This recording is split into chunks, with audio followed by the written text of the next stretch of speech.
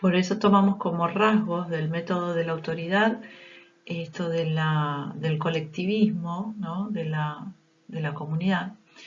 Es decir, ya no hablamos del nivel individual, sino hablamos del nivel colectivo, para que estas creencias puedan llegar al sujeto, obviamente tiene que haber una mediación didáctica, alguien que enseñe al sujeto justamente estas creencias. Es decir, no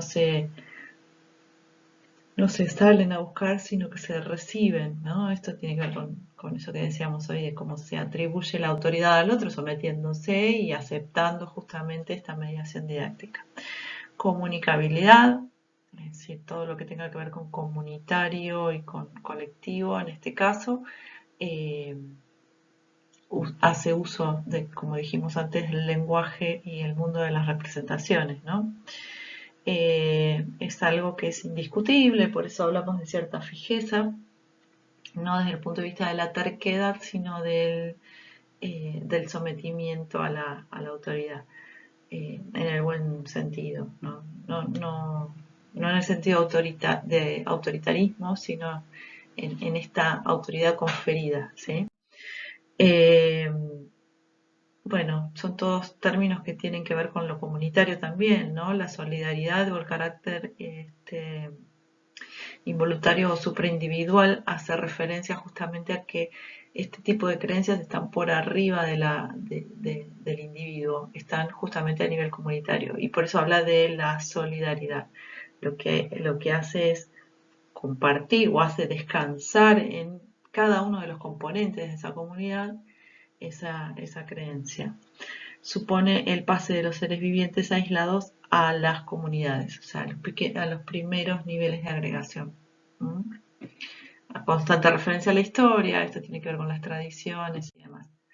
Si dibujáramos esto, agregáramos a nuestro dibujo, mejor dicho, este estrato de la autoridad, fíjense que se apoya sobre el de la tenacidad ampliamente, aún así digamos, se sigue reservando cierto tipo de decisiones que son puras de la tenacidad, pero a partir de ahora la autoridad se impone por encima de la tenacidad y va también a delimitar otra tanda de decisiones, de acciones, ¿sí? En función de estas creencias.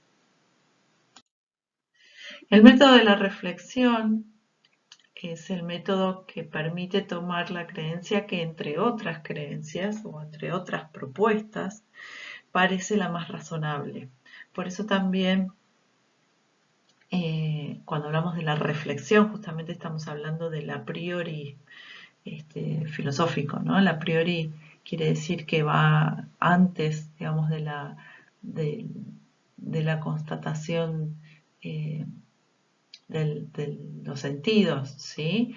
El a priori pasa en el mundo de las ideas, son todas aquellas reflexiones previas, por eso también se habla del mundo de la metafísica en este caso, es justamente el método de la filosofía, ¿no? A diferencia de los otros dos, digamos, acá sí se corre de lo individual y se corre incluso de lo impuesto por la autoridad, o sea, se corre de los otros dos. Aunque los sigue tomando, lo que hace es simplemente sopesarlos, compararlos, reflexionar acerca de ellos, debatir, ¿sí? Y tomar decisiones en función de esto razonado, ¿sí? O de estas reflexiones.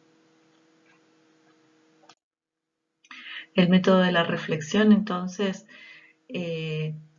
lo que hace es justamente obtener una mayor riqueza para resolver el problema, porque al poder tomar decisiones sobre varias propuestas, ¿sí? Por supuesto, y utilizando lógica y utilizando este mecanismo de razonamiento y de reflexión, tenemos como más chances de conseguir algo que nos dé mejores resultados que los anteriores, ¿sí? Y digamos, no necesariamente tiene que ir de la mano o estar de acuerdo con las creencias anteriores. A veces puede superarlas, de hecho, ¿sí? Y por eso también es que después en el gráfico lo vamos a poner por encima del nivel de la autoridad. Bien, volvemos a hacer un examen individual, ¿sí? Como hacíamos en el caso de la tenacidad, no hacíamos exámenes, pero sí se trataba de una acción individual. En el caso del método de la reflexión, nosotros todo este razonamiento lo hacemos en forma individual, independientemente de lo que diga el nivel de la autoridad. Por supuesto que es siempre en base a normas lógicas. Tiene una vocación universalista, esto es que tiende a poder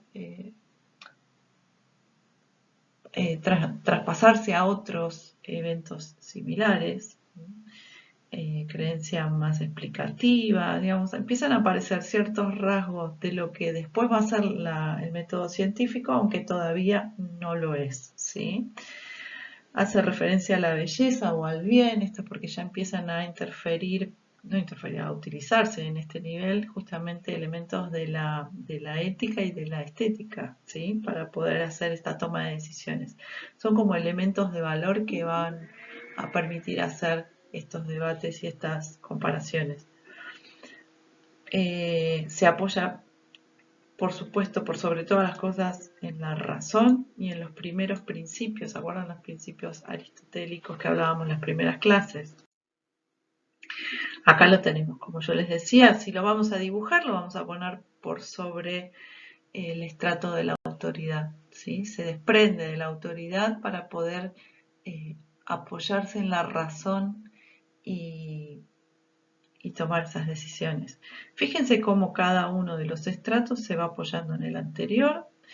Es un poco más pequeño porque no todas las decisiones de la vida las tomamos tan racionalmente. La gran mayoría lo hacemos a nivel de la tenacidad. Muchas de ellas las hacemos en función de lo que se espera de nosotros a partir de la autoridad, y las decisiones metafísicas o las creencias metafísicas tienen que ver con esto de la razón. ¿Qué método nos estaría faltando? ¿El método de la eficacia o el método de la ciencia? Insisto, pues ya quedó un poco lejos en las diapositivas, pero cuando hablamos de estos modos de conocer el mundo o estas creencias acerca del mundo, estamos hablando de formas de actuar o formas de tomar acciones sobre ese mundo. Y eso habla de los modos de existencia.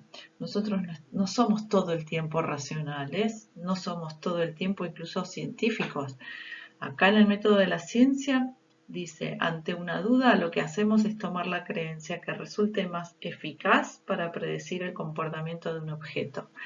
Es mucho más complejo que los anteriores en el sentido de que parto, digamos, de una creencia a título de hipótesis,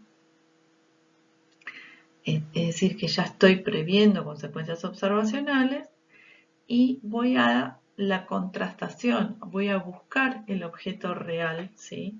Los famosos enunciados observacionales que me permitan de alguna manera validar este método de la ciencia o de la eficacia. Por eso se dice que es, en cuanto a los rasgos, ¿no? Que es anti-intuitivo, que se hace un examen de las opiniones, ¿no? A nivel racional, como lo hacía el método anterior, pero toma decisiones en conformidad con los hechos o con los objetos reales. Esto quiere decir que va siempre a la contrastación empírica, ¿sí? Se apoya todo el tiempo en la contrastación empírica. Hace un testeo metódico de la eficacia, esto quiere decir que funcione siempre, eso como lo logró, que justamente poniéndolo a prueba, de manera predictiva. Recuerden el carácter predictivo de la ciencia, ¿sí? Si yo soy metódica y voy demostrando esta eficacia, puedo predecir futuros casos. El método de la ciencia. En su disposición a estudiar todas las posibilidades y opiniones a título de hipótesis y de decidirse por una, después de una metódica comprobación de su eficacia predictiva, ¿sí? Es decir, como dijimos antes, yo para poder tomar una decisión o una acción acerca del mundo, es decir, apropiarme de una creencia. En el caso de la ciencia, lo que voy a hacer es buscar toda forma de validación y de contrastación empírica, ¿sí? Para estar absolutamente segura. Recuerden las características de la ciencia, ¿no? Que nos exigía justamente precisión, objetividad y demás. Se basa en el método hipotético deductivo, esto ya lo vimos en las clases pasadas, es aceptada si es eficaz, es decir, si tomada a modo de hipótesis y de ella se puede derivar una consecuencia operatoria o práctica, o lo que llamábamos en la clase pasada consecuencia observacional, que produzca resultados exitosos, es decir, enunciados observacionales.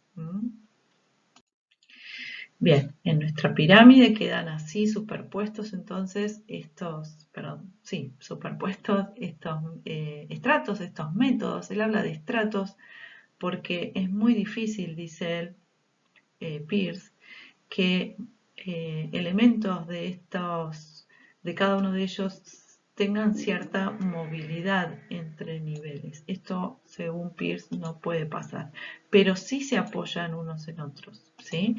De ahí que aparece otro concepto interesante, es decir, Peirce lo que plantea es que cada uno de estos niveles o estratos hunde sus raíces en el nivel anterior, es decir, que toma cosas del elemento anterior, pero a la vez lo supera, ¿sí?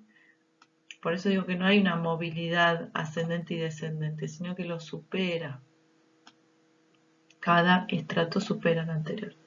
A la vez que lo que también pasa, recuerda que habíamos dicho también que ocupábamos menos campo de decisiones a medida que avanzábamos o que superábamos los escalones, ¿sí? Por eso también dice Peirce que cada estrato supera y suprime, ¿sí?, a cada uno de los anteriores, a la vez que también conserva a los anteriores. Y esto pasa a nivel de cada estrato, ¿sí? La metafísica con respecto a los anteriores, la autoridad con respecto a la tenacidad, ¿sí? ¿Se va entendiendo? A ver si lo tenemos acá más pintadito. Bien, acá está pintado el de la ciencia, pero en realidad, bueno, la metafísica haría lo propio acá, con la autoridad, ¿sí? Con la tenacidad. Y vamos a ponerle otro color para que se entienda bien. La autoridad hace lo propio con la tenacidad, la va conservando, ¿sí? Ahora, estas dos curvas que pusimos a los costados, fíjense que de alguna manera van representando esto que pasa acá. Cada estrato conserva, suprime y supera a los estratos anteriores, ¿sí?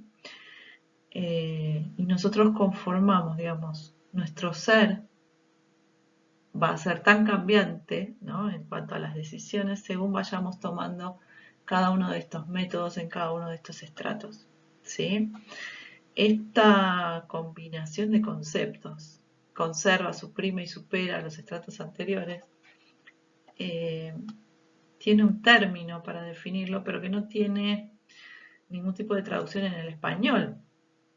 Ese término es en alemán, es Aufhebung, ¿sí? Y bueno, espero que se lo acuerden porque a veces lo tomamos.